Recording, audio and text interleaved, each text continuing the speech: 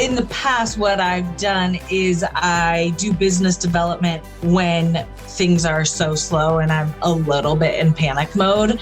It's only when I'm desperate. Welcome to the Smart Gets Paid podcast with me, Leah Niederthal. I help women land higher paying clients in their independent consulting businesses, but I've never been a salesperson. My background is in corporate marketing, and when I started my first consulting business, I learned pretty quickly that it's about 1,000 times harder to sell your own stuff than it is to sell someone else's. So I taught myself how to do it, and I created the sales approach that I now share with my clients so they can feel more comfortable in the sales process, get more of the right clients, and get paid way more for every client contract.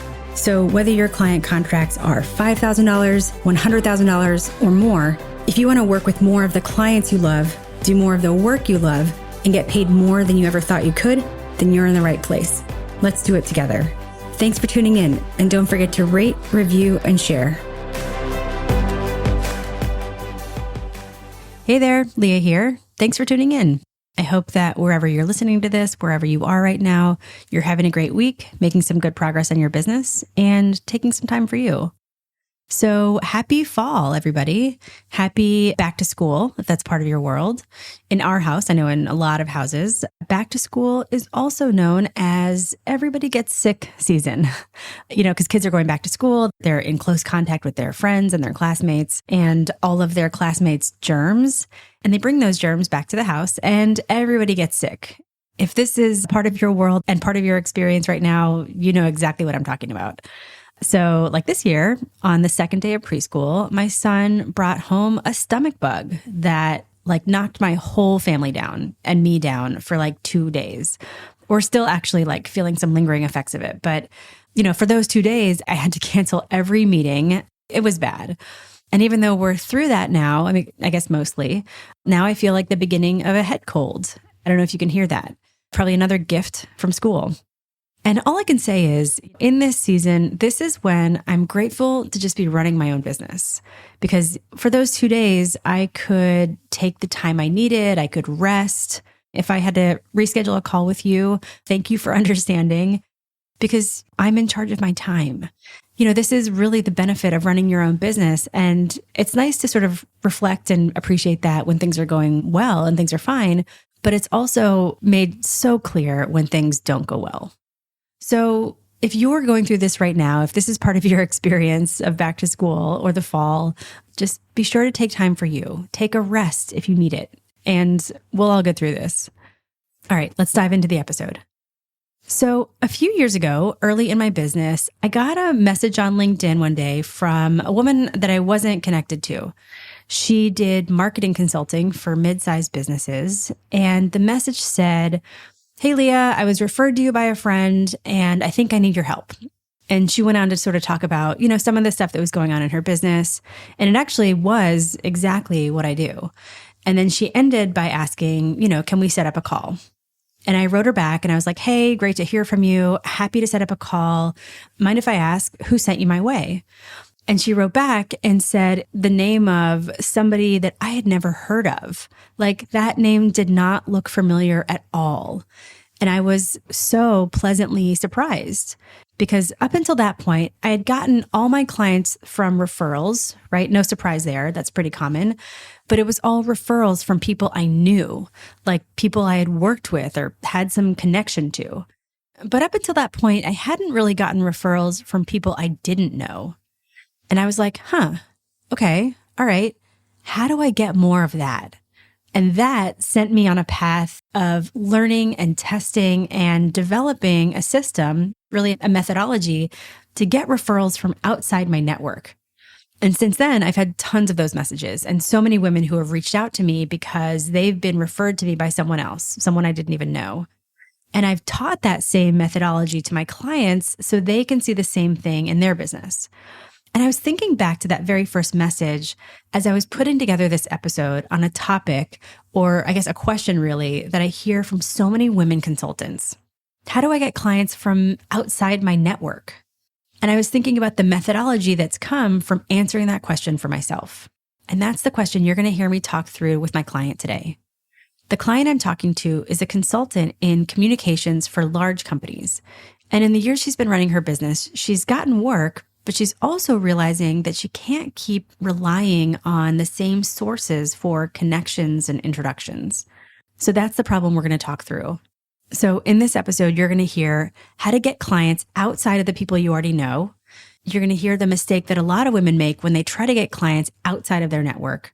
And you're going to hear how to avoid getting caught flat-footed when you need to make clients happen. This is actually part of a longer coaching call where we touched on a few topics, but I just wanted to pull out this part here because this topic is so important. So you're going to hear us just dive right in. I want to send a huge thank you to this client for allowing me to share this conversation with you. Take a listen, and at the end, I'll come back and share a lesson you can apply to your business. Let's talk about the first question that you brought up, which is how to get clients outside of people you already know. Yeah.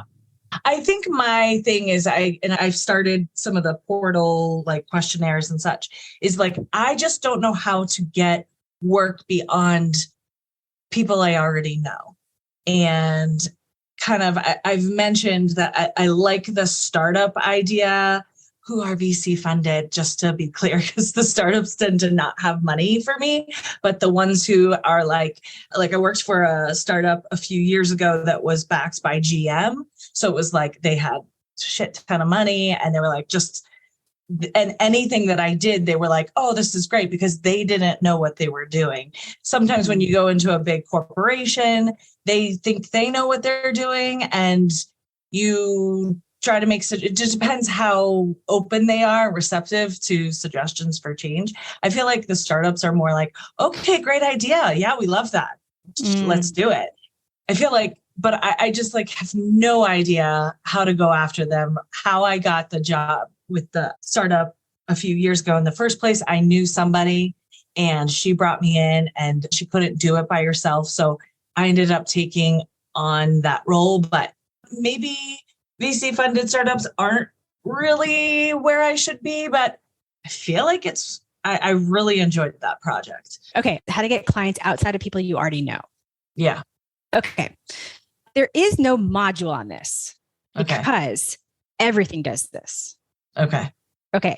So because how do you get clients outside of the people you already know? First, you describe your work in terms of value. You have a great painkiller statement so that you essentially arm people with the tools to understand the value you provide and who you provide it for, right? Okay. You start to show up with high value educational content that shows people how you think about the problem.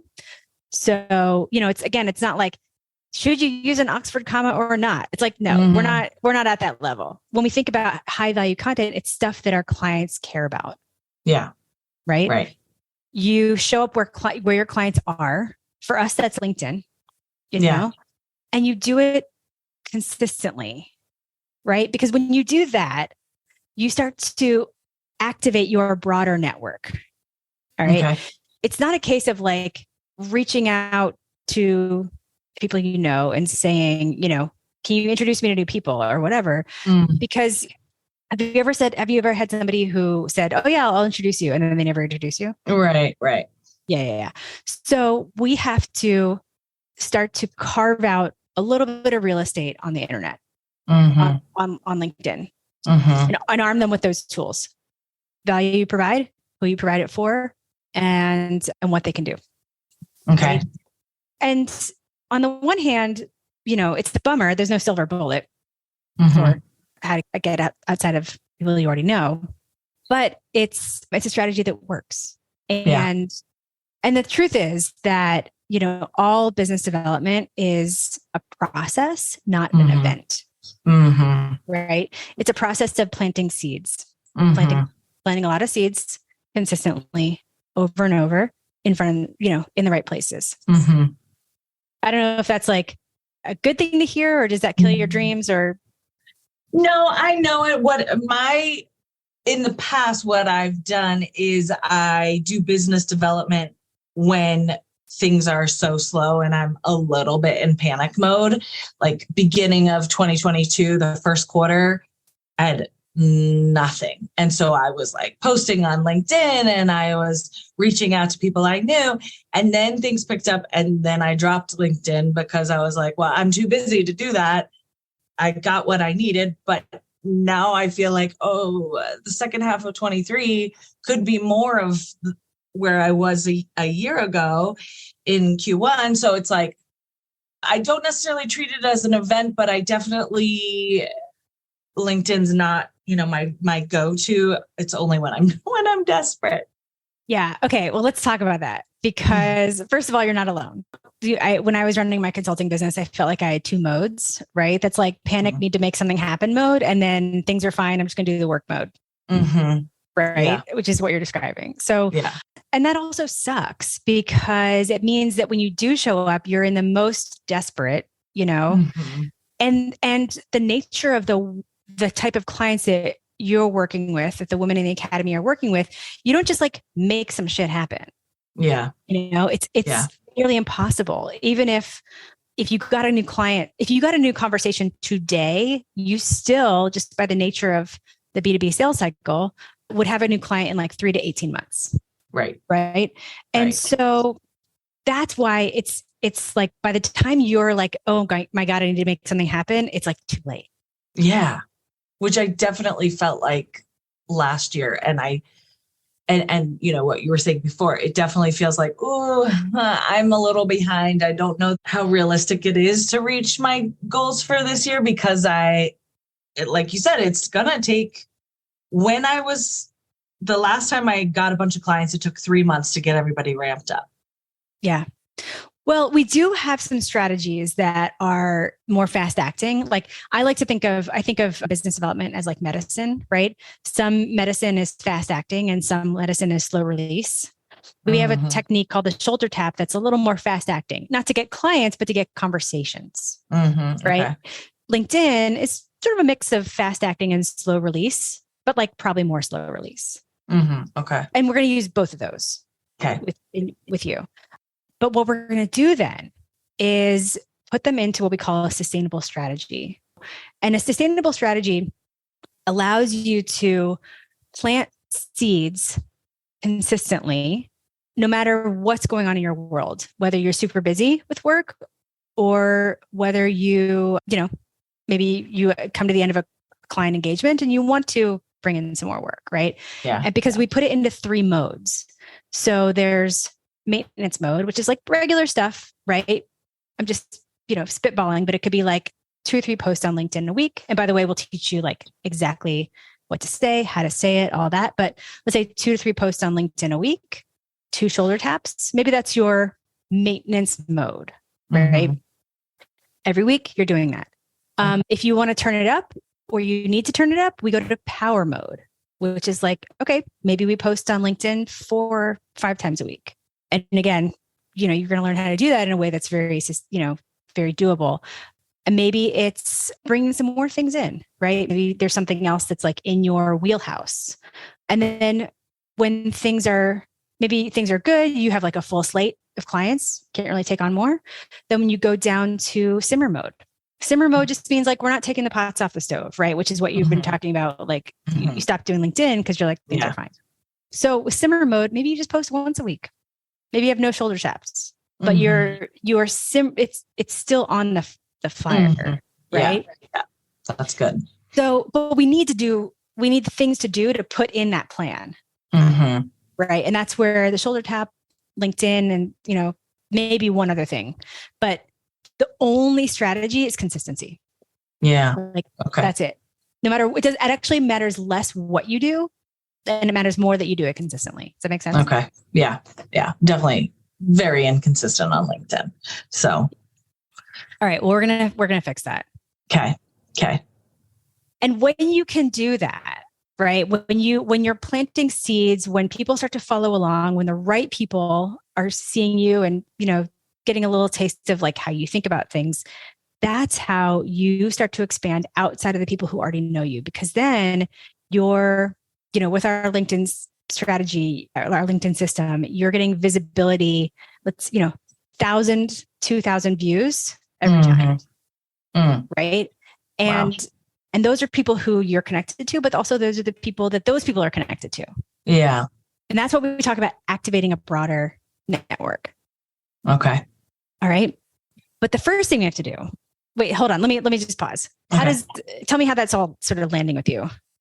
Good. Yeah, I'm excited. I also, I'm glad to hear that you tell me not necessarily what to write, but the kind of content, because definitely, I mean, I'm like, I'll repost an HBR thing that I really liked, but that's about where it stops. Like I might say congratulations to a friend who got a promotion or something, but content wise, I'm more of a resharer or a congratulator kind of gal. So I need a little more, even though I can come up with stuff for other people, it's for myself that, I haven't had a strategy before. So having help creating a strategy, that might help my wheels get turning on like what kind of content I would put out there. I just have never thought of it in a strategy type way before.